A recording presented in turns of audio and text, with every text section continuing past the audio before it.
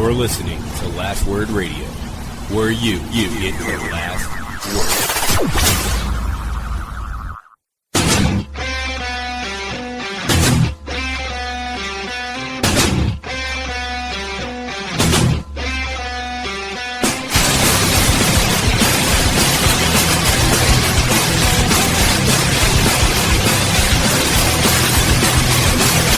Welcome, ladies and gentlemen, to another episode of Running Wild Podcast. I'm your co-host, Rich. Alongside me, as always, co-host Runz. Yes, sir.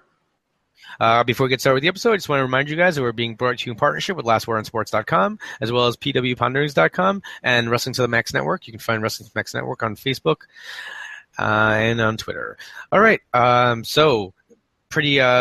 coming to you guys a day later for a specific reason, because we went to the Evolve 64 show emanating from La Boom in Queens, New York yesterday. Before we get into anything, what do you think, just general feelings of the show? Pretty much the same as the last one we went to and the last few that I've watched. The atmosphere and the crowd in there is fantastic, and it makes everything better. The presentation of the guys, the way they book the matches seems legit, and the stories are just, straightforward, and everyone wants the belts, and that matters, and the whole, I wouldn't say invasion storyline with Galloway and all of that is, I like that story. I like the guys who were once in WWE or the guys who are big other places coming in and like, oh, look, we're stars. We don't need this WWE machine. I like that. That's a cool storyline, because where else could you get that? So that, it makes for fun matches and fun angles. There was a lot of surrounding that angle, and a lot of run-ins and a lot of guys coming in, and so it works out. I don't think that I am exaggerating when I say that the Evolve shows that we have gone to this year have been my favorite wrestling shows that I've gone to in a long time. I feel like... I can't... NXT last year at Brooklyn was pretty cool, but yeah, they're definitely up there, in the last 12 months, or really, ever, because they're just so intense, and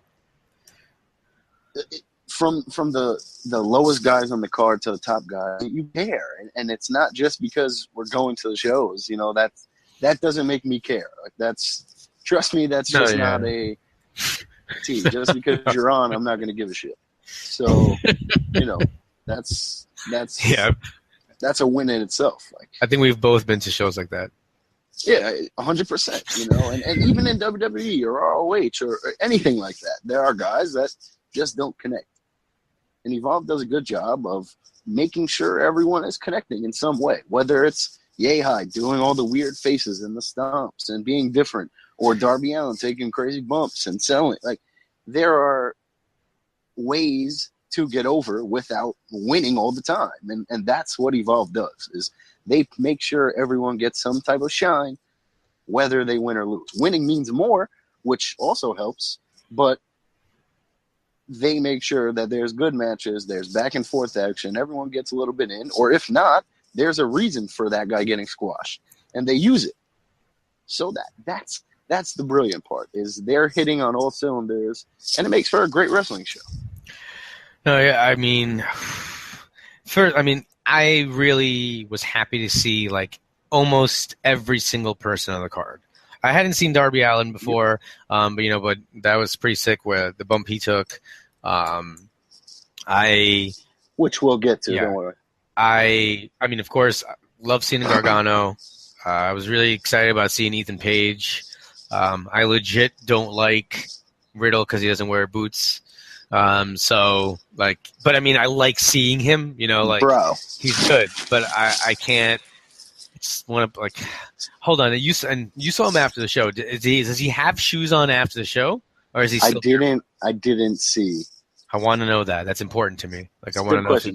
if he just stands selling his shirts with no shoes on, because then that would to me that's staying character. You know, like if he doesn't have his shoes on. That's another thing that I would like to say about Evolve. Like, you know, I've been to some other independent wrestling shows or ROH and that kind of thing, and not everyone is always as friendly. And I know they're wrestlers and they're working, and you know, you can't be an asshole to people all the time. But I've seen it, and I've seen guys just kind of be a dick. You know, maybe not flat out you're an asshole, but you don't want to be there. You don't want to be talking to the crowds or taking pictures, etc. But all of these guys, and I get it, they're trying to make it, blah, blah, blah, but they have some type of connection, and they're in a good spot. But they're all just shaking hands and talking to the fans, and that doesn't happen all the time. You know, a lot of times, like, I'll be at a show and I'll shake someone's hand and I'll feel like they're like, like, you know, I don't want to shake your hand, but I will. And, you know, these guys are extending their hand to me before I can say anything to them. So that, you know, that's always a nice thing. It shows you see so much, and it's nice to see something completely. Yeah, I mean, even the way I was during some of the matches, the way they'll interact with the fans. You know, like the way Marty Scurll later on, like in the show, like there was this one guy who could not have been a bigger fan, and he looked just like him, wearing his shirt and everything. And Marty's outside the ring, and what is he? He goes to high five him or something, and he just like slapped his hand away and gave him the finger. No, he went and he stopped and he just turned and gave him the finger. Like amazing. Just Marty Scurll is like, you know, the villain gimmick is he plays it. He's so good, and you know that's another thing with Evolve. Most of these guys are extremely talented in one way or another, and that does not hurt ever. No, it's the WWE connection makes it feel bigger and more important. And there are guys who clearly are on WWE's radar that are coming through there. So we're watching NXT 2 years before, you know, NXT. So like it's pretty cool. All right. Matt Riddle will be a big star. Like I really don't see any way around it unless, you know, maybe he has a bad attitude when he gets there or something happens. I don't know. I don't know the guy personally, but he doesn't seem that way to me. But I think he's going to be a big deal. And, like, we're watching him have matches and talking to him. It's crazy, man. All right, let's get right into the show because I'm just going to start, like, basically being very specific about. Yeah, so clearly we both love the show, and we'll get into why as we go through it. All right, so first match. We had Cedric Alexander and Johnny Gargano, which, I mean... What a tough call for me here. You literally couldn't ask for a better start, you know, to the show.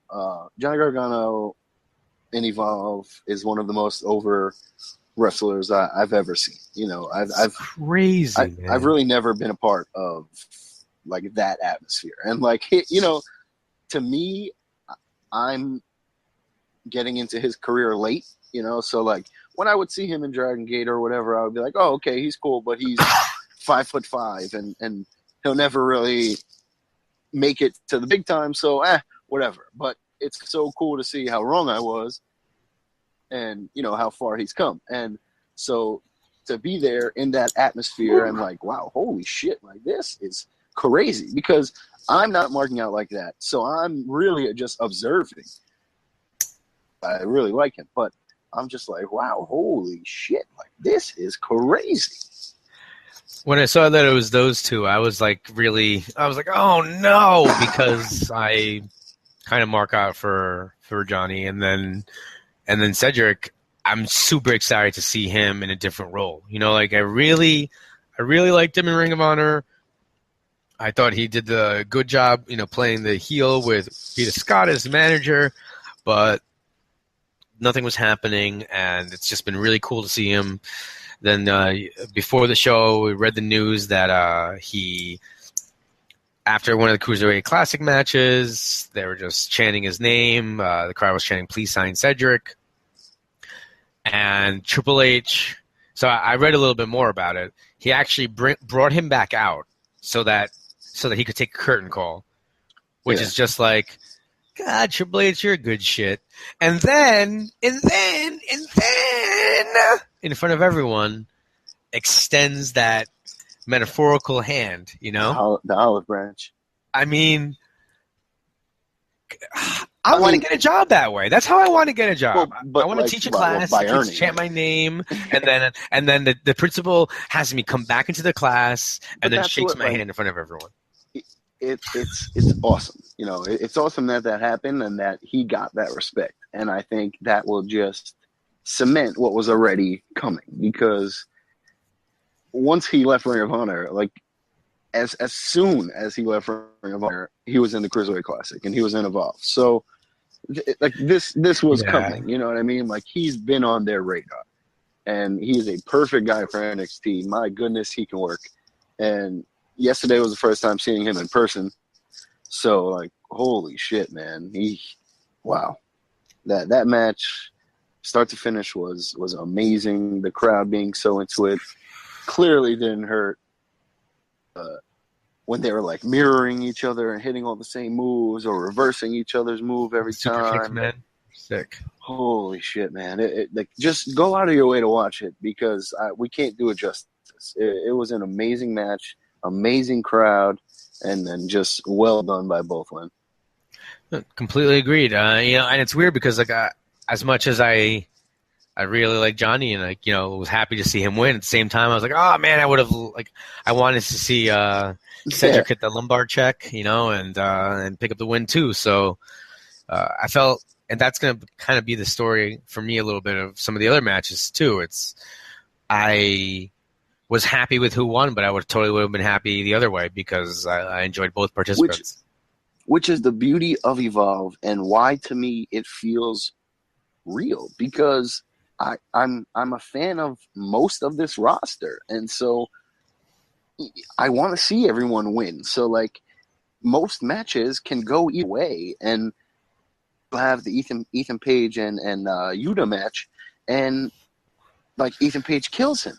And so it's like, hey, well, when this guy's just bigger and better than this guy, he's going to win. But everyone else is so evenly matched that it can go either way. And that's the beauty of wrestling. When I don't know who's winning, when I don't necessarily care who's winning, it's just – and they do, you know, the near falls and everything are so much better, because I'm like, oh, this could be it. Oh, this could be it. Oh, this could be it. So it's a really special combination that they have right now.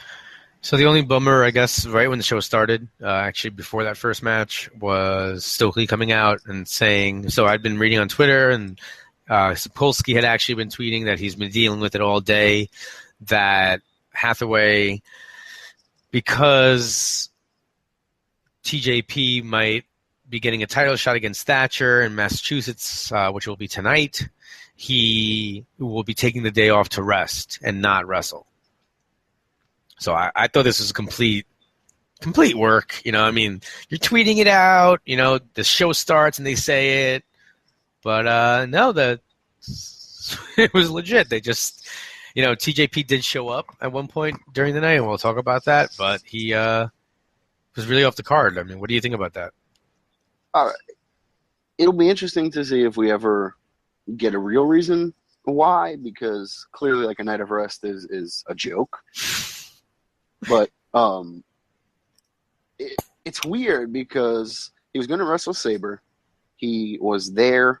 He did some things in the ring, nothing like spot-wise. He didn't take any bumps. But so he must have been banged up, because that's the only thing that I can think of why they would just hold him off the show. If it was going to be him and Sabre in the finals, and WWE was like, hey, you can't have that match this week, and then they would have just switched it. They would have done something. They would have made it a tag match. They would have made it, you know, they would have put him in the something would have changed.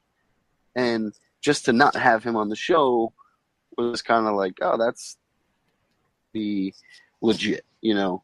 But then just the fact that he's wrestling tomorrow is weird. So I don't know. You know, maybe he's banged up. He has some nagging stuff. Give him the night off, and then we can build it to the title match. And he can't take the night off from the title match because, you know, that's part of like their big storyline. So maybe he can't work both and get banged up and get all twisted around with Sabre. And, you know, hey, whatever. But at the start of the show, I was really angry. By the end of the show, I didn't really care. You know, so that's another good thing. Their roster is so strong, and they brought in Jigsaw to replace him. And first time I've ever seen Jigsaw, great match. I didn't have high expectations, but Jigsaw killed it. Sabre is awesome. We knew that. Jigsaw killed it. Great match, and we moved on. You know. No, yeah. I mean, I love watching Sabre work. I just think it's amazing what they can do. You know, I wonder even how they do that. Like, if is that just like basically like shoot wrestling there? Like, they're not. I mean, what I mean is like they're not. I don't think that's choreographed. Like, they don't have the whole thing planned. Like some of those sequences. Like, I feel like they're just going with, like, okay, like, I'm going with this arm bar. I'm going with you get what I'm saying? Like, I don't even know if Sabre knows what he's going to do next sometimes. It just seems like I'm going to figure out how to get out of this hold. And I'm going to. Yeah, sometimes it'll be cold in the ring. But if you watch 5 of his matches, you'll see the different ways he gets out of things and the different way he does things. And so he just makes the matches for, you know, each different match. You know, I do this spot here. Okay, we'll do this. We'll switch this up. We'll switch that. You know, wrestling is a formula. I will say though, you could see a lot when we were there, like Roddy calling the match with Riddle and like walking him through. So I thought that was pretty cool because it was cool to see like, hey, this guy, you know, is the man. He's been wrestling forever, and then Riddle is up and coming, and you know, obviously Roddy is leading this match. So it was just pretty cool to see. But go ahead. I was so before against the Roddy match, but I don't know. I mean, I wouldn't be able to watch. Like, I like seeing the Sabre match like that once in a while, but it can't go too long for me, because then I kind of get. Maybe it was because we were right by the pole, so like when they were doing a lot of some of these exchanges at first, they were, you know, like we couldn't see it that well because where we were positioned at the actual show. When it sped up a little bit, because it seemed like Jigsaw almost like changed strategies, then I was able to enjoy a little bit more just because I could see more of what was going on. Yeah, I completely agree with that, and I totally agree with what you're saying about Sabre. Like, it's great to watch, you know, and it's not just boring grappling because he does freakish things while he's grappling. Mm-hmm. And, you know, like you said, the way he gets out of stuff, blah, blah, blah, it's entertaining. So it's definitely not something I can watch an entire 3 hours of, but once in a while, it's great, nice change of pace. Do you think these British wrestlers just grow up playing Mercy like every day during recess, and that's why like they're obsessed with hand moves? William Regal and Robbie Brookside and all those guys, and that's just British grappling, you know. Just they work on fingers and wrists and hands so much. It's great. That it's I've never. I mean, I watched Regal for a long time, and he does it, but like these guys will straight like work the wrist for like. And then the fingers for like 10 minutes. And I want to know how Skrull makes that. How does that breaking, like, how does that sound happen? I think it's Sabre. I don't know. I don't know. Like, actually, it is Skrull, yes. He's fantastic at that. You know, what is that? I need to know. He's found a way, and he does it. And it's great. I think, by the way, Skrull yelling chicken wing before he's going to do his move. But the other one is even better when he yells super kick, just kidding, and then he kicks him in the knee. Like, you know, he is extremely entertaining, and he was another guy that was talking to Heyman backstage and all that. So, you know, hopefully these guys get their chance and get to come to NXT if that's what they want to do. because I would definitely enjoy watching them. So then what else do we have? I think we're like jumping around a little bit. At the end of the Well, the second match, I believe, was the 4-way.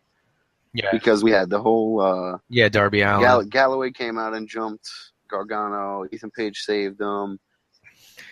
Chuck Taylor came out, aka Dustin. Then Catch Point and all that. Then we got the tag match made for later. And then we had the 4-way. Darby Allin, Chris Dickinson, Tony Nese, and Freddie Ahai.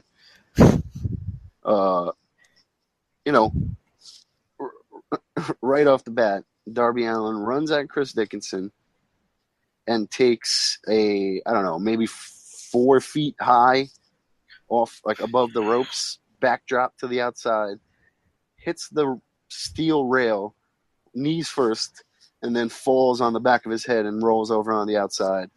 One of the sickest bumps I've ever seen and heard. Because my goodness, the bang bang was crazy, startling, and it stopped the show. Like, the crowd didn't know how to really live. No, like they just watched a man die and they didn't know really what to do. So it was really cool, really like so. Who has been my wrestling watching partner literally since I was 3, right? Like. Like you are like, holy shit, like he's dead, and I'm the one who's like, nah, look at everyone in the ring, look at like the body language. Nobody was freaking out, and so whatever, I don't know what was said backstage, like, hey, let's try this, because I don't know what the end result was supposed to be. Like, was that the best possible end result? Because he couldn't go past that. Like, there was weird structures there that he would have killed himself. I bet you the real idea was just a back body drop over the top rope, exactly, and he lands on the mat. Yeah. Okay? That would make sense, but it seemed like, and I don't feel like this was the only time that every wrestler felt every time there was more room than there was on the arena floor. Yeah, independent wrestling, like they go into the guardrails.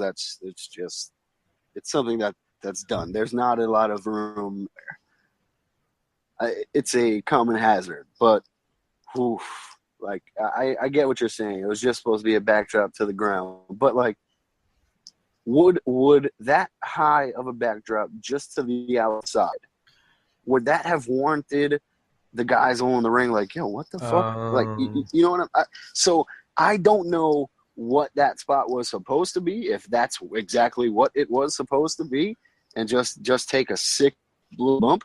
And, so that was cool. And then, the match goes on.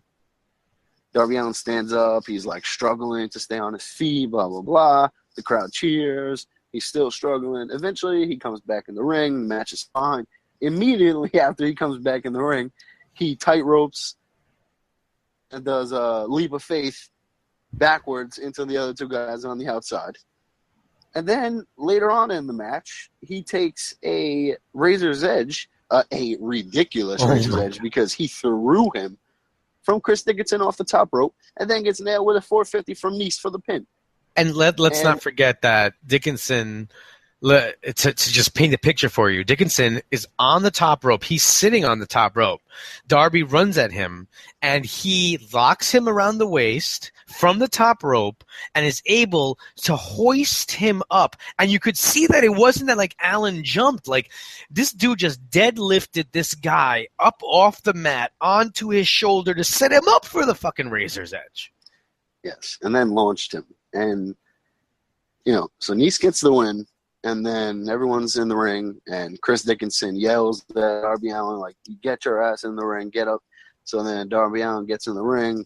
The crowd goes crazy, chanting his name, giving it, everyone was sitting down when Nese and the other 2, Dickinson and Yehai, were in the ring celebrating. Like, everyone was sitting down.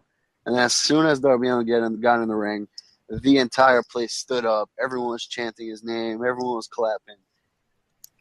Cameraman was crying. Oh, It was amazing moment, like a straight up Star is Born moment, and that was freaking awesome because, like, the last time we were at Raw and everyone was chanting yes for Daniel Bryan, like maybe that was the last time that I can remember something like that. But I mean, it was, woof, the cameraman crying was like, that's like a Miz Girl moment. Like, that's like the guy who looks surprised after Undertaker moment. Like, I feel bad that Evolve didn't get this guy because he was probably had the best reaction in the entire place, because you look over and he is just, it's that like balling, I can't stop. Yeah, I can't stop myself from crying. Like, I'm trying to fight it back. Yeah. I'm about to win the Stanley Cup, like that kind of crying, like from a grown man. It was maybe him and Darby Allin are boys. Maybe he just, like everyone else in that arena, earned the fucking respect that all the respect they had. I hope that's it. I hope there's no, they don't know each other at all. I hope it was just straight wrestling, emotive, like, I think reaction. We discussed this right before we came on. Like, maybe he legit didn't know, and like, are they?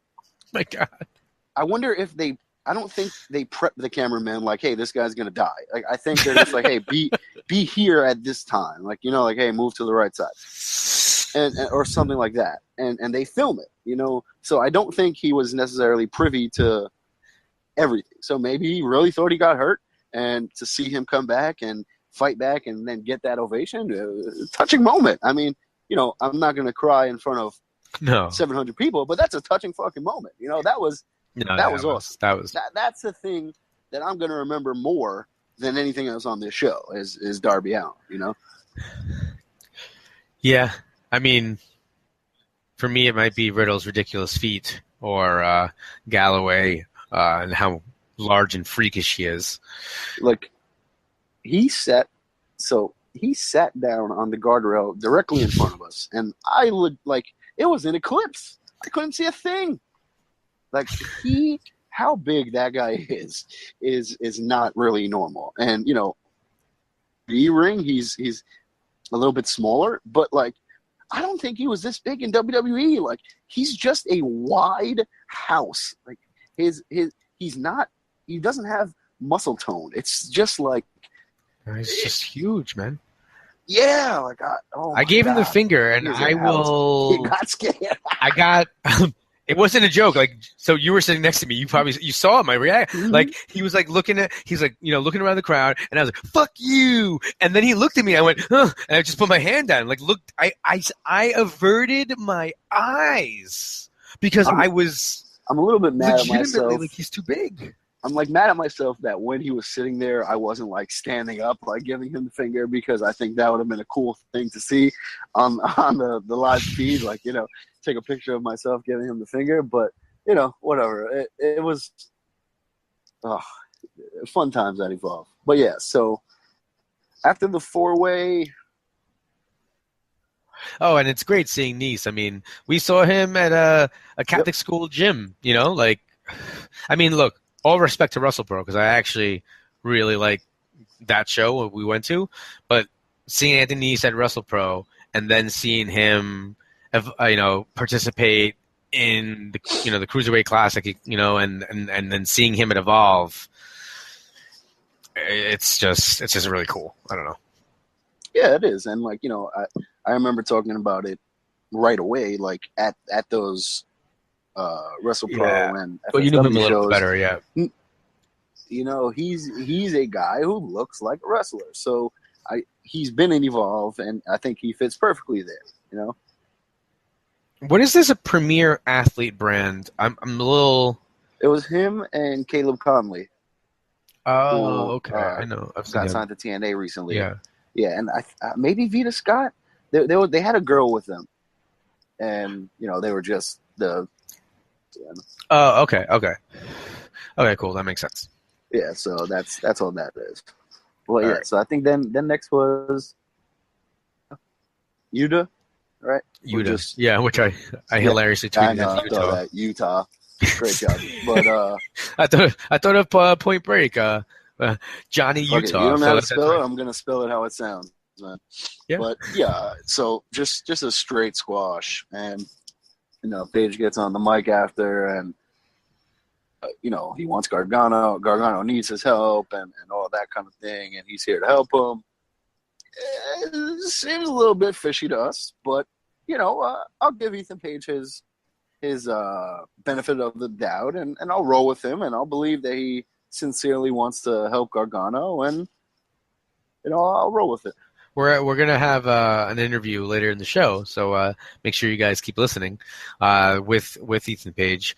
I thought what I really liked was the way he was selling his arm the entire time, because he took some pretty tough shots when he was covering Gargano, and also yes, he did. I mean, those were, and I mean, look, first of all, so Galloway, we forgot to mention this, when they attack Gargano after the first match, he luckily just took a chair 3 chairs over from us. Luckily that nobody was there, because he just walks over, and I'm like, what is he doing? He's walking in to the front row, and I'm like, what? Yeah, and then he just grabs his chair, and it's plastic chairs, so it's not the metal. Oh my god! But almost worse. That thing, yeah, man. it's almost like when a little kid, it's swinging a wiffle ball. They're like, oh, it's plastic, it's okay. So then they just they swing it harder than they would a wooden bat, and then it's fucking worse. Man, because I mean, he really that thing is coming from 7.5 feet or 8-9 feet in the air, and he was whipping it. So, God. I'm not sure if he was selling it or if it just really still hurt. Wouldn't surprise me. We had talked to him earlier in the show about stop by talking to us for a few minutes, and then as I'm watching it, I'm going, oh, that might cancel the interview. We might not be able to talk to him anymore. It seems every time you set up an interview at Evolve, that guy gets the shit beat out of him. No, yeah, Gargano last time. Maybe it's not a good idea to set up interviews before the show. It's a curse. Yeah, so I'm sorry. I just kind of blanked out for half a second. So no, yeah. So I mean, that was pretty much the end of that. Yeah.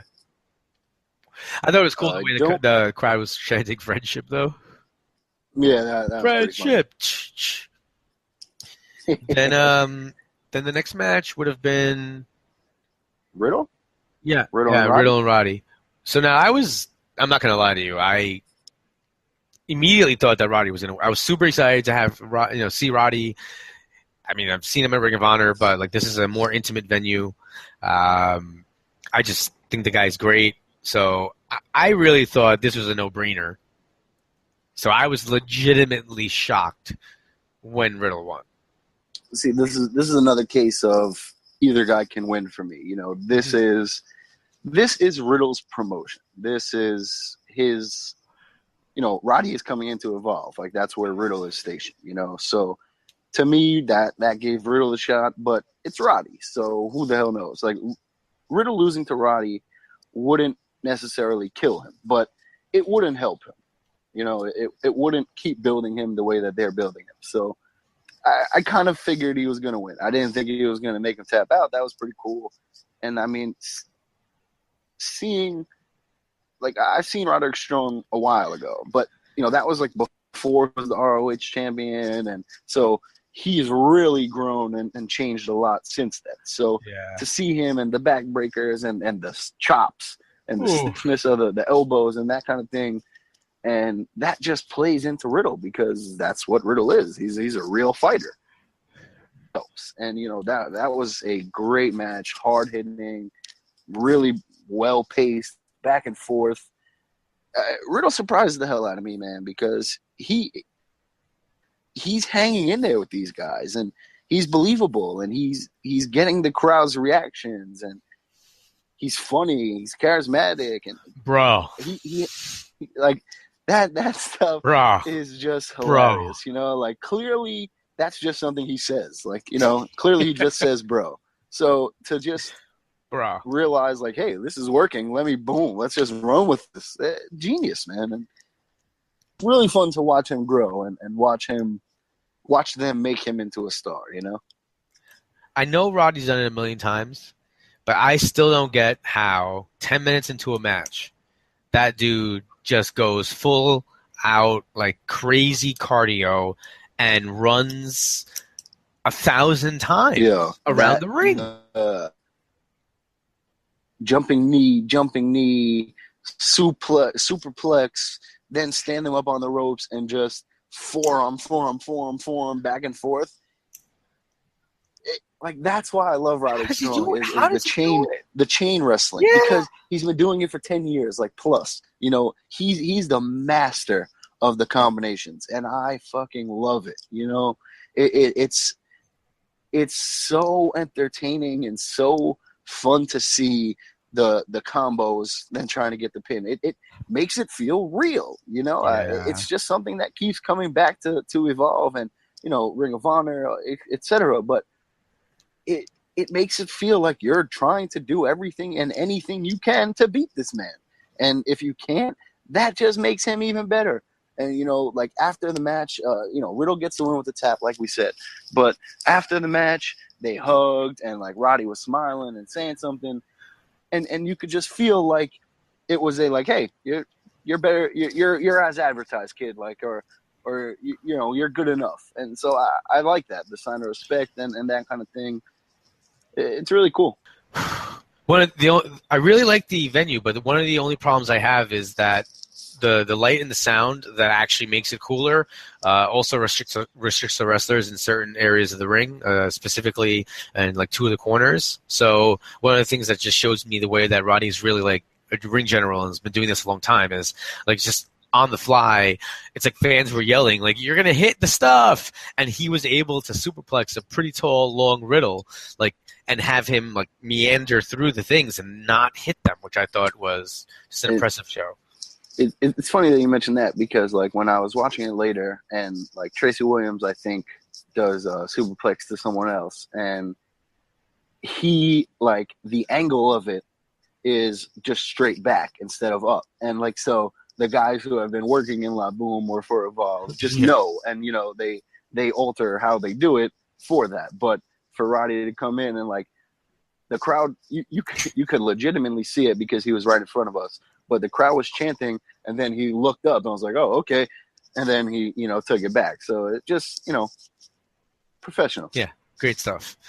What next match we had? Title match. Yeah. So then you have Thatcher taking on. Well, you also did the Riddle thing happen after the Thatcher match with Stokely? Yeah, so like Riddle's there with the bell, and he's rubbing it on his nuts, and he's calling out Thatcher. And he's like, "Oh, so you said you'd beat up anyone who touches the bell? Well, come on, bro. What are you going to do about this?" And he rubs it on his nuts again.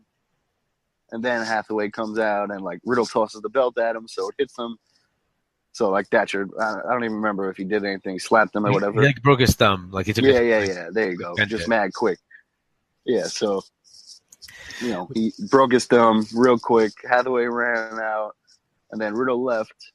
And then when Riddle is just standing outside the ring, that's when Skrull comes out, and, like, Skrull talks, and Skrull and Thatcher are talking back and forth, and Riddle jumps in the ring. He's like, "Oh, forgot something that belongs to me," and then he picks up the bell. And it's just, you know, good stuff, funny, you know, well played. I'm really hoping that Thatcher Riddle happens at La Boom or somewhere in New York that we can go, because I want to see it really bad. And you know, this whole thing is building to that, so hopefully we're able to. But then we had a great match from Skrull and Thatcher. Skrull is fantastic at playing with the crowd. And, you know, at one point he slapped the guy's phone. Like, a guy went to take a picture when he was outside the ring, and he slapped the guy's phone down. He's like, no, €5 over there. So just, you know, brilliant villain heel work there from Skrull, and, you know, fun to always watch him.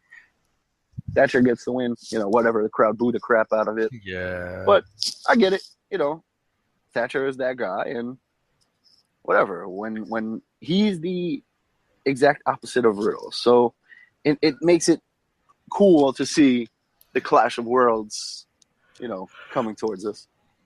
And then you had that interaction where Galloway, before the last match, basically is telling Riddle that he shouldn't be with Catchpoint. So, planting the seed. And, I mean... You don't need them, Riddle. You can come join us. Do you think... don't need the machine. Would he be as effective if he didn't have that? Because that accent, I think, almost makes it, like, more amazing. I love it. I love the accent. But, yeah, like, it makes him more hateable easily, He's not from America, so, like, you're instantly like, oh, fuck this guy. Yeah, it's because an outsider. Yeah, it's just a natural thing. Like, that's why a lot of the international guys are heels, and it's just easier. It's an easy character to play. And, talk about somebody who was, we all knew the whole time when he was the chosen one. And then just out of nowhere, he had whatever the divorce, whatever the hell happened, he fell out of favor. And he was clearly underutilized. But my God, like, as soon as he left WWE and he won the Evolve belt, he's a different person. He's playing a different character. And it's just like, damn, like, why isn't this guy the WWE champion right now? Or in a few, like, you know what I mean? Like, this guy was on your roster. You could have had him. What are you doing? I get it. There's a million people there. Yeah. But come on, find some time for this guy. Yeah, it just doesn't. I don't know. I mean, thank you, because I'm enjoying the hell out of seeing him. But, oof. And then they had the tag match. It was Gulak and Tracy Williams versus defending the titles against Dustin and Galloway. Dustin. Did not. Well, first of all, Dustin, Chuck Taylor, with the Kentucky Gentleman ridiculous tights. I've never seen him. Yeah. It's my first exposure to him at all. All right. I don't, like Evolve is, it's great. And I really like it, but it's kind of been like, if I'm talking about nationally broadcasted products, it's probably like my third, I'm interested to see what were your thoughts of Chuck Taylor, since this was literally the first time ever seeing him. I think that when I see somebody for the first time, I just react the way maybe I'm supposed to react. Mm-hmm. So I didn't like him. Like, I was like, who's this jerk coming out and beating up Johnny Gargano? I'm like that when I see a guy for the first time, especially when it's somebody that I very rarely mark out about certain people. So, like, when I grow to be a real fan of that guy and I kind of don't think straight, right, then if somebody is going to, I guess, like, the perfect example is my reaction to Kevin Owens, right? Like, or Steen, whatever. Like, I would normally have liked Kevin Steen had I not just shown up to that Ring of Honor show and seen the Generico shirt and giggled and bought the shirt because I thought it was a funny thing, and then started supporting that guy, and then whoever beat him up, I disliked. So I like Johnny Gargano. So when I see Dustin come out and just attack, I'm like, who is this dude, man? What is he doing? And then he aligns with Galloway. I'm like, man. I'm like, he annoys me. So together they came out, and he was great. And he got me to continually dislike him the entire match. So just his face, like he had a face like, I'm better than you. More, and like, I'm disgusted by being, as a Kentucky gentleman near this New York riffraff. I thought he did a good job of selling that. And, he even said, like, you guys killed Chuck Taylor, So I thought everything he did was really well done. Them winning the titles surprised me because, like I said, I didn't really know this guy. Then I dislike him. And then they come out and they beat Gulak and Williams. I was like, what? And to end the show, like... And then Galloway cuts the super heel promo, how he's just ripped out the heart of Evolve, fans and the spirit of the company.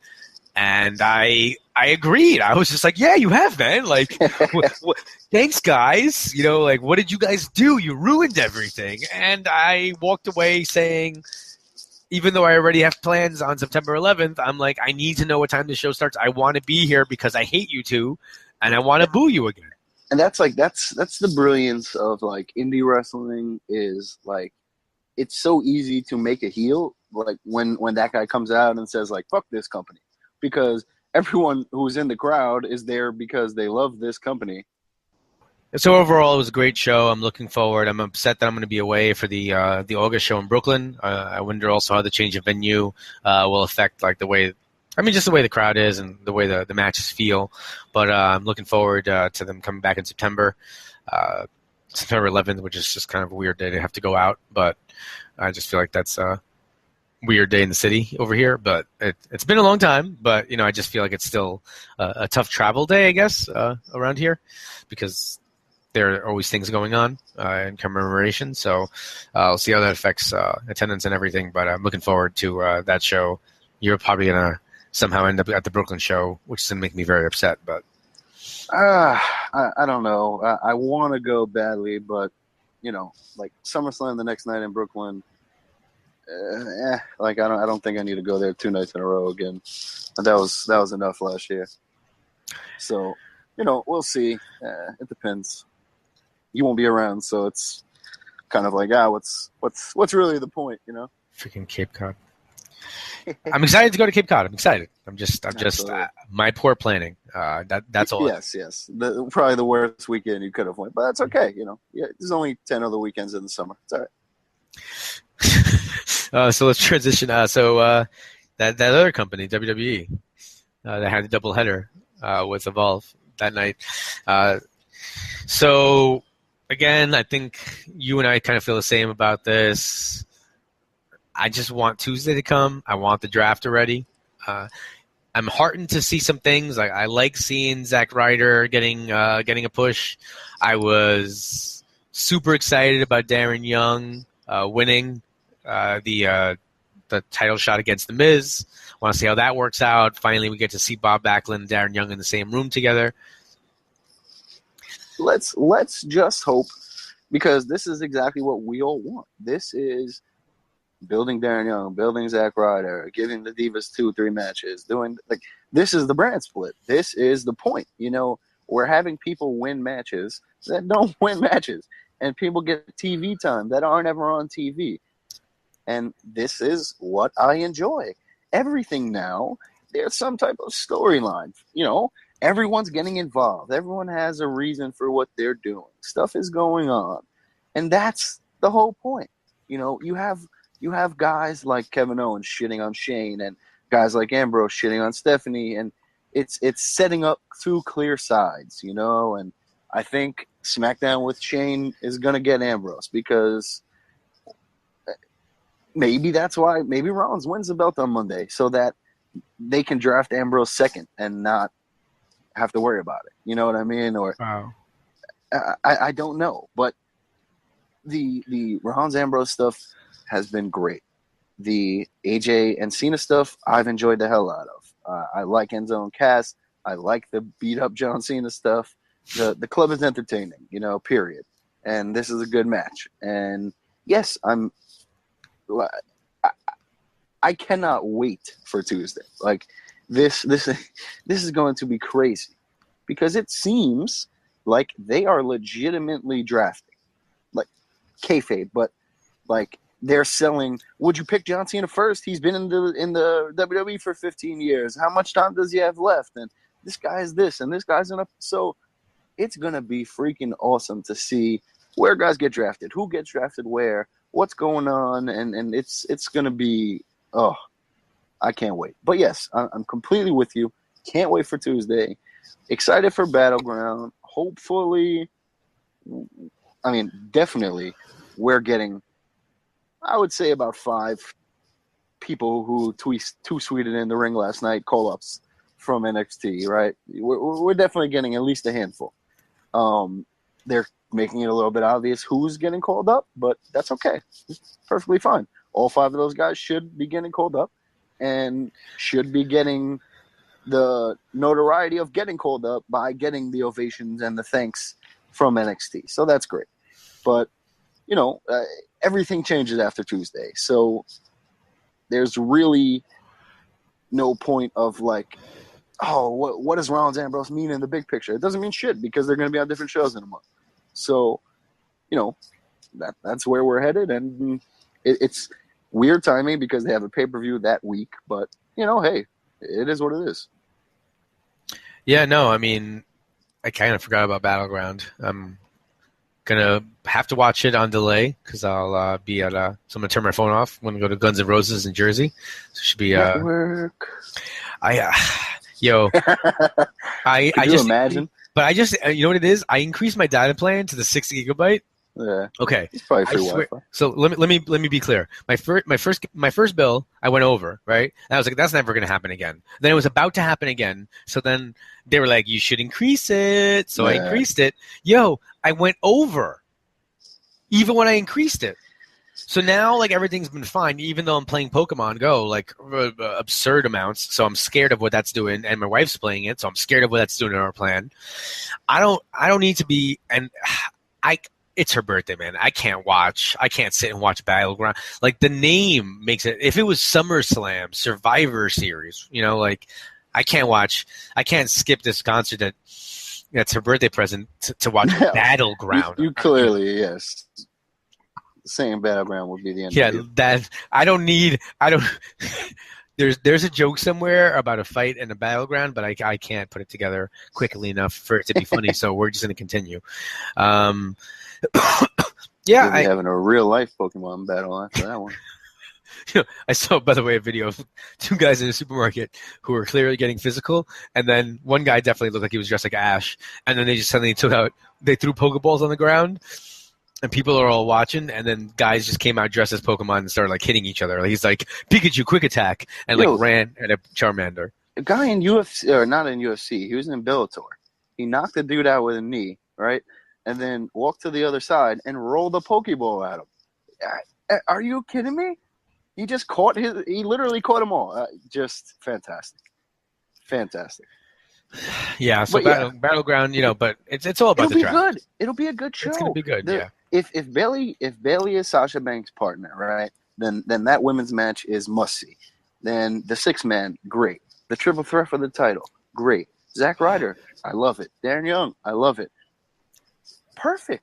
This is fine. I will happily watch. Exactly. It's not going to be the greatest wrestling show, but this is what you need to do. I'm like, it's like. The analogy just popped in my head, ironically, because I don't have any hair. But, like, when you're growing out your hair and there's an awkward phase in the middle, like, that's what this is. This is that. All right, well, it's happened. This isn't going to look good. It's happened. This isn't going to look good. This isn't going to look good right now. But in 3 months, hey, you'll be a fan of Darren Young, or you know what I mean. So that's fine. You need to go through the beginning processes, like AJ's hair all the time. I just think he's working towards something.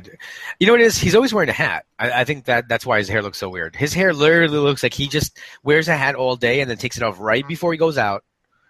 And it's got that weird bump. Like, I've been wearing a hat. I'm sorry. I have longer hair now, so I've been observing these weird things. But I'm hoping if it's on Tuesday, right? Does this mean that – do you have, like, a segment? Do you have, like, a thing where, like, Mauro Ranallo is sitting – like at a desk somewhere, like just respond. Like, are they going to have like the pre-show guys? Like what is SmackDown going to be? Like, is it just going to be? It can't just be Shane and Stephanie standing on the stage or their GMs, whoever. Oh, we forgot about that. We can talk about that in a second. But it can't just be them standing on the stage saying, "I picked Jeff. I picked Rich. I picked Tony." Like, you can't do that, So. What are they going to do? There has to be some type of wrestling. It's the first episode of SmackDown. So maybe they do, okay, it's going to be The Miz against Darren Young, and we both pick a side. All right, maybe we do 2 draft picks each, and then those guys have a match. And then we go from, the winner gets the next pick, or et cetera, et cetera. I don't know, but that's the fun of it. I'm excited to see how they do it. Now, on Raw, Vince gave Shane SmackDown. I like that they tried to sell it as, oh, yeah, I got SmackDown. And then he was tight that he didn't get Raw. But okay. So he announced that they were going to have to name GMs. Now, Stephanie's GM clearly is Triple H. I don't I don't really see why or what else they would do there. But Shane is the wild card. There's been rumors of Daniel Bryan. I don't know how true that is. I suggested Paul Heyman. Who could Shane bring in? That's going to be that babyface with him. Man, I'm going to be honest here. Like, I haven't even thought about it. Like, I'm so excited about the draft and who they're going to end up picking as GM that I just can't wait for Tuesday. Which is weird. I never say that. Well, hopefully they announce that stuff on Monday. But so okay. Hopefully we get the GM announcement and reveal. But I don't know, man. It'll be interesting to see who they pick. Everyone is always so quick to be like, "Oh, I'm so done with this authority angle, et cetera, et cetera." But like, I kind of enjoy that interaction of, well, this person's in charge and they're a dick, so they're going to fuck shit up for everyone, unless they like, I enjoy that. And I enjoy because that's the closest thing to like true evil that we have right now in wrestling. Like, everyone else is so in between, but Stephanie is a bitch and it. And she proves it every week. So like, I like that. And yes, she can't always get her comeuppance, but with the Bree stuff, and maybe one day, eventually down the line, there'll be another one. And okay. And if you have Triple H, then Triple H can step in and feud with the guys that she's beefing with, or whatever the case. I mean, the only reason I might not want Triple H as a GM of Raw is just because I don't want to see him wrestle.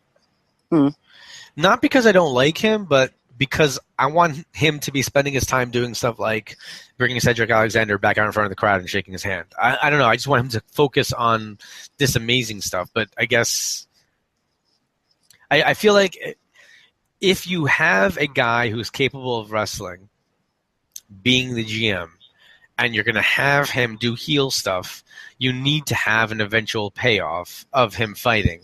And that's why I don't want Triple H there.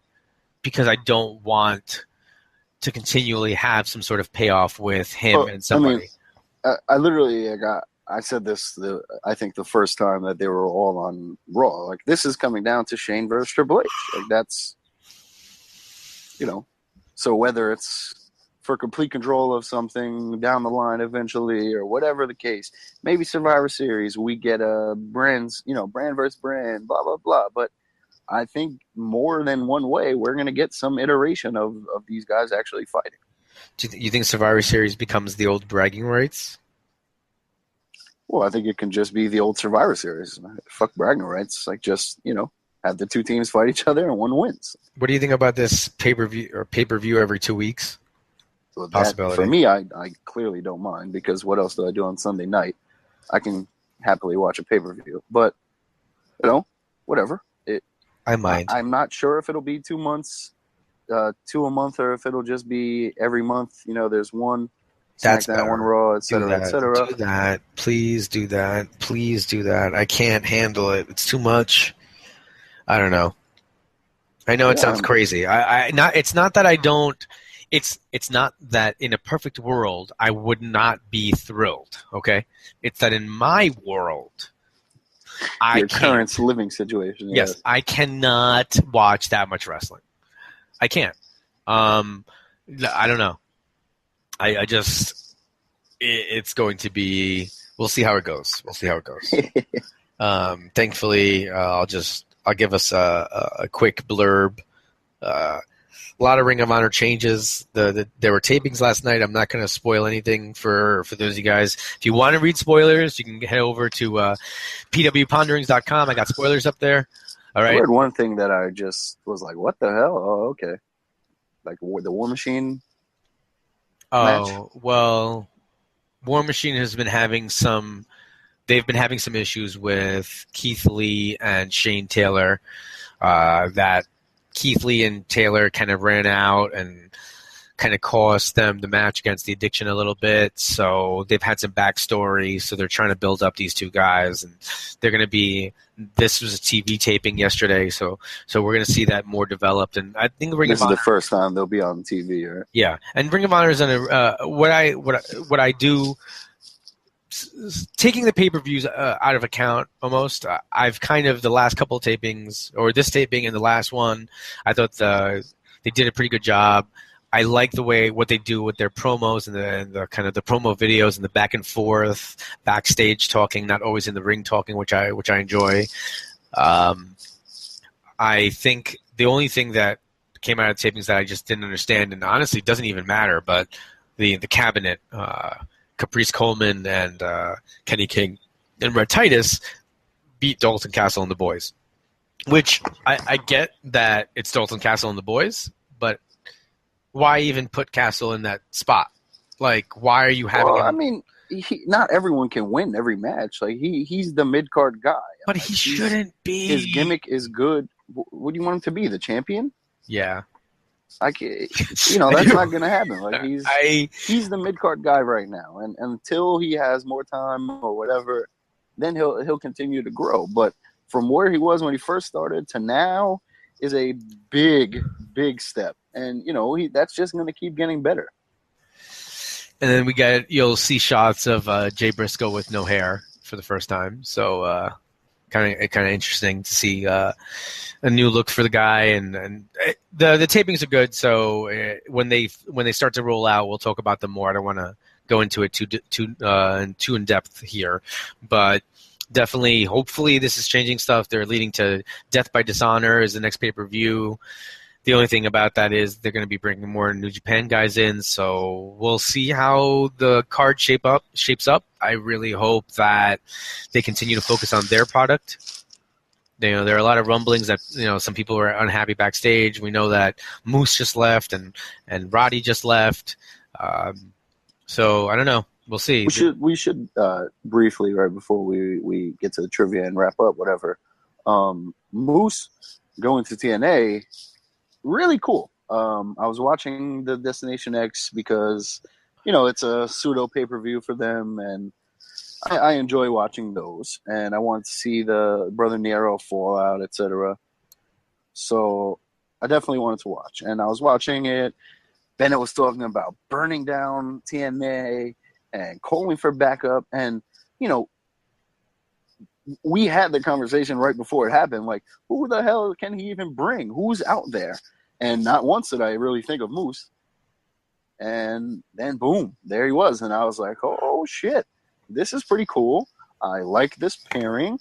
This was a good idea. Okay, let's see what you got, TNA. Yeah, I actually, and bringing him in as a heel and everything is pretty interesting. So I'll be monitoring it. I'm not going to promise you that I'm watching it, but I'll be monitoring the situation.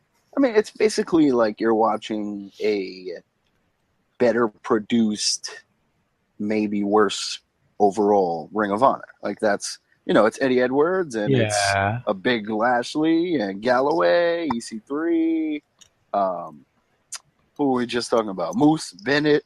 So they have a good roster, and they're getting better week after week. They're getting more like, okay, let's try to be different this way. Let's try and do this. Let's do this. Let's build this guy.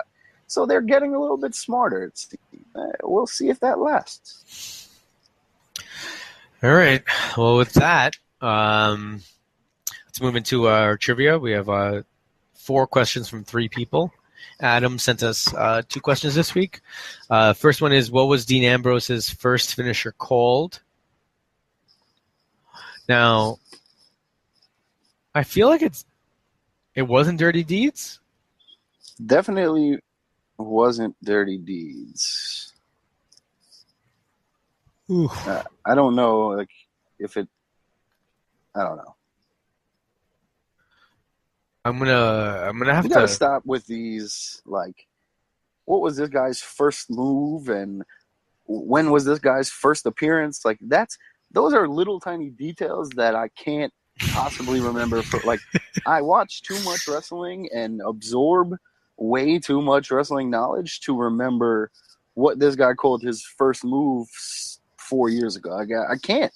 It's impossible. It's a little difficult. The next question I think is more up our alley. Who handed Hulk Hogan his first loss as WWF champion? All right. I think it's Andre the Giant. Saturday night's main event. Iron Sheik didn't beat him before that? No. He beat Sheik. Oh, he beat Sheik, yeah. Right, in January of 84. Then he held the title for about 3.5 years until he lost it on Saturday night's main event To Andre. Because of the other Hebner, who was paid off by $1 Million Man, which necessitated the WrestleMania 4 tournament. Mm-hmm. Then, obviously, Macho wins it. He wins it back for Macho. The first one had to be Andre because he didn't lose it to King Kong Bundy. He beat King Kong Bundy WrestleMania 2, unless there was a non-televised, non-title match that I haven't seen. I would almost say with complete certainty that it has to be Andre the Giant in 1987. So, I'm going to look that.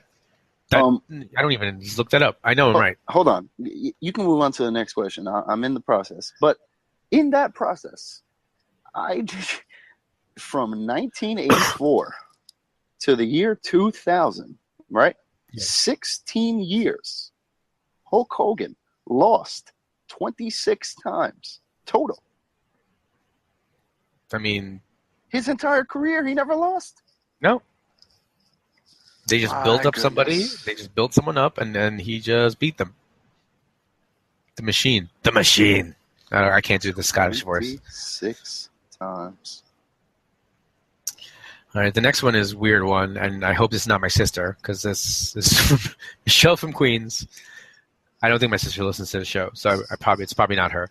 The first time the dual Cena chant was heard, like "Let's go Cena, Cena sucks." This is tough. January 14th, 2009. What the fuck? This is when did a chant start, people? This is not a real question. Okay. This is not a real question. I appreciate the listen, and we greatly appreciate the question. No, seriously. We really have to stop. We're going to formalize. Send better questions. Yeah, we're going to formalize the process. Yes, we send like. When did this match take place? Who was the main event of this? I don't know. The Hogan match, the Hogan question was good. Hogan was good. Hogan was good. But like, when did this chant first start? Or when was the first time this guy appeared on TV? Who was like that kind of stuff is impossible. How am I supposed to remember that Dean Ambrose wrestled John Cena on Velocity in 1994? I'm going to go with ECW, one night only. No chance. They weren't chanting for Cena. Oh, you're right.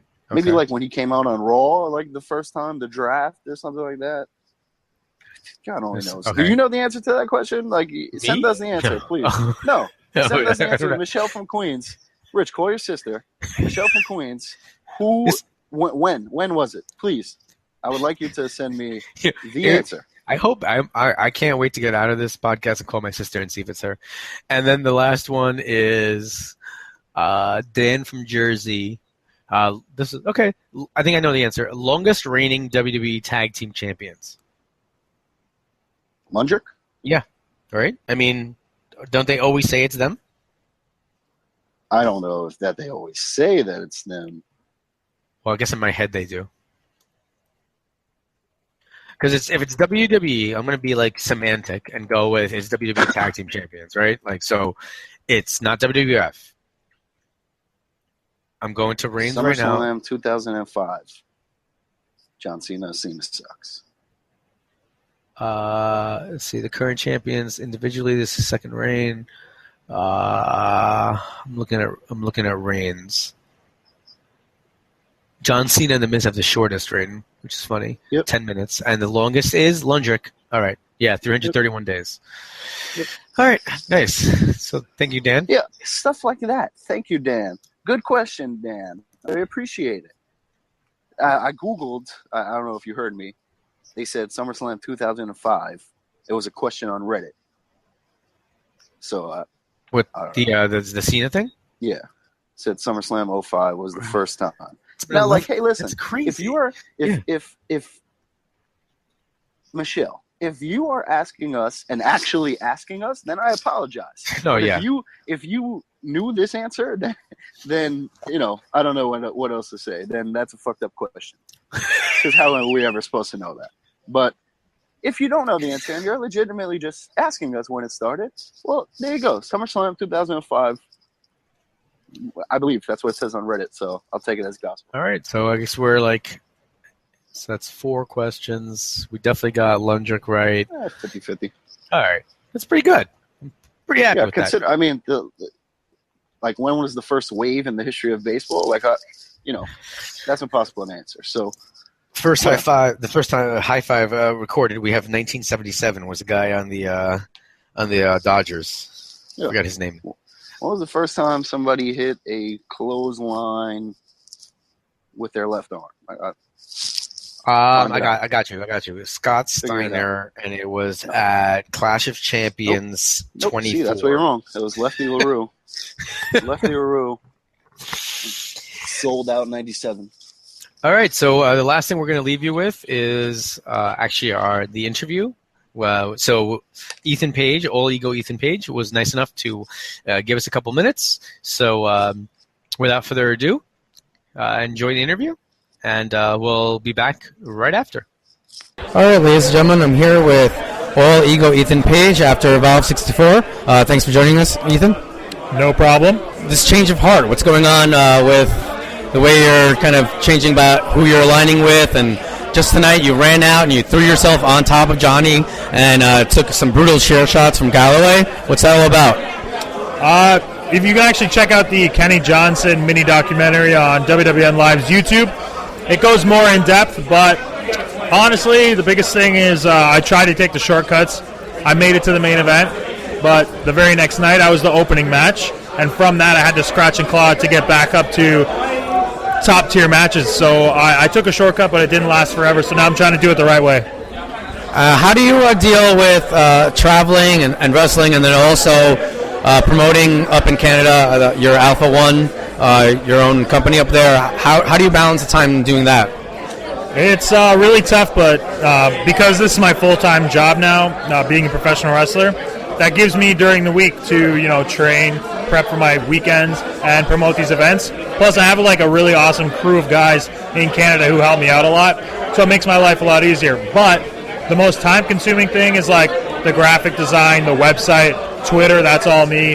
Posting everything constantly, having new content on the YouTube page, and I do all the video editing and everything like that. So that kills a lot of my time. But the promoting is great. So you wrestle on the cards that you promote, right? Yep. How do you make the decision to go over or not go over? Whatever makes sense for the story. I just use myself as another chess piece, so it's not like I'll lose every single month if I have to, but I'm honest with myself. I realize I'm one of my own top talents because of my exposure with Evolve and traveling around the world. So for me, I just okay, if I booked Ethan Page on this show as the promoter, what would I have him do? And that's exactly what I do. It's pretty cool. And when so now you also have your own podcast, The Meaning of Mature. What would you say your favorite Dinner for Schmucks is that you guys have done so far? Oh, man, that's so tough. Probably one of the earlier ones where we picked our favorite Disney characters. Yeah. Who was yours? Of all time, Aladdin. Yeah. Well, I grew up watching him as a kid, and I thought I looked like him a little bit because I didn't have facial hair always. And my second one would definitely be Baymax from Big Hero 6. See, it's funny, 'cause I was Aladdin in the 6th grade Christmas play over actually about 10 minutes away from here. Okay. So I could see it with the hair. I could see the hair. I think the best part was my mom made the purple vest, right? And then I got to keep that as my Razor Ramon vest after the play. So that's awesome. It was you have a costume for the play and a Halloween costume for later. Exactly. So what are your plans for the future right now? What are you looking forward to? What are your goals? Like I was saying earlier, I took some shortcuts in Evolve to get to the top. I would honestly like to be the top guy in Evolve, taking the right path. So that's my future. That's my goals right now, is just to be the man in Evolve. And a lot of people are getting opportunities to leave, so there's going to be voids to fill, and I want to, and I will be that guy. Oh, and I've been asking everyone this question when I have them on the podcast. Who's your favorite baseball team? I don't watch baseball, but my favorite baseball team is the Chicago White Sox because I went to Canada's Wonderland with my dad when I was like 4 years old, and we did the batting cage thing, and they give you a prize no matter what. So they said go and pick one of these small helmets, and I picked the black one with the white logo because I thought it was the coolest. So since then, that was my favorite team. Like turning your back on the Blue Jays up there and everything. Yeah, I don't know where any team is from or what their names are or logo. So yeah. Do you have a couple more minutes? Sure. What would you say is the biggest bump you ever took, or the first hardest bump you took that you can remember? I took a superplex to the outside onto a guardrail that was laying over the guardrail and the ring. That hurt. But the most painful bump was Johnny Gargano DDTing me off the top rope. I actually broke my wrist, and you can see the bone is still sticking out. I can see it right here, guys. Yeah, because it's that's a vein. But yeah, so big difference. And that was from trying to protect my head and my neck, but I ended up breaking my wrist. Where are you guys going next? So you're up in Massachusetts tomorrow. You have a match tomorrow, right? Yeah, Evolve debuts in Boston tomorrow, which I'm very excited for. We made our debut in Baltimore, and we were wondering how that would go, and it was big success, sold-out crowd, so we're hoping for the same tomorrow. So I made a mistake of not picking up a shirt earlier when I walked in because I was eyeing the All Ego Lego style shirt. Could you tell us where we could find them? Yeah, those are all gone, thankfully. Oh, no. Can you even order one? You can order them on ProWrestlingTees.com/Ethan Page, but I'm saying it sucks for you. Personally. Yeah. And where can we find more information about Alpha One and everything? Alpha One on Twitter at A1 Wrestling or alpha-1wrestling.com. And my personal Twitter is at Official Ego. Well, I just want to say thank you very much for spending some time with me. I look forward to seeing you hopefully help Johnny out. Somebody smells a little fishy, but I'm going to trust you. Go by your word. I've been helping Johnny for the last 6-7 months, so your hopes already came true. Thank you very much. Take care. All right, guys. Once again, I just want to say thanks to Ethan Page. I got to share a couple cool things there. Find out that we have an Aladdin connection, which is, always... Yeah, that was absurd.